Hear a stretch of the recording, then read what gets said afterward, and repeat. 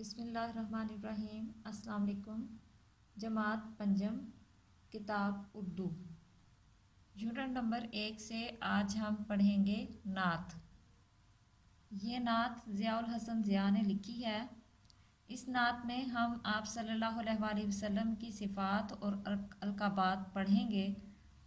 رسول ہاشمی صلی اللہ علیہ وآلہ وسلم تم ہو، حبیب کبریا تم ہو، خدا کے رازداں تم ہو، ہمارے رہنما تم ہو، محبت اور صداقت کی ہمیں تعلیم دی تم نے، علم بردار رحمت ہو، حبیب کبریا تم ہو۔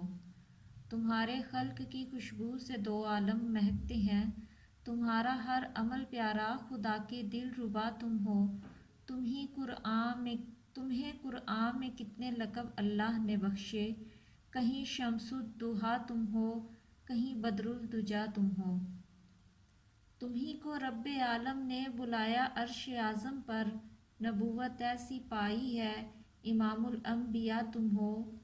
کہوں اس سے سوا کیا، ہو ضیاء کے جزو اماں تم، تمہیں ہر ابتدا ہو، شاہ دین ہر انتہا تم ہو۔ صفحہ نمبر 7 پر نئے الفاظ معنی: حبیب کبریا، اللہ کا دوست، رہنما، راستہ دکھانے والا، عرش اعظم، عرش الہی، شمس الضحیٰ، روشن سورج، علم بردار، جھنڈا پکڑ کر چلنے والا، دلربا، دل کو بھانے والا، امام الانبیاء، نبیوں کے امام، بدر الدجیٰ، سیاہ رات کو روشن کرنے والا۔ اس کی املا نوٹس پر موجود ہے۔ املا کے مشکل الفاظ: رسول ہاشمی صلی اللہ علیہ وآلہ وسلم، حبیب کبریا صلی اللہ علیہ وآلہ وسلم، شمس الضحیٰ، بدر الدجیٰ، عرش اعظم، امام الانبیاء، شاہ دین۔ معروضی سوالات: درست جواب کے دائرے کو پنسل سے بھریے۔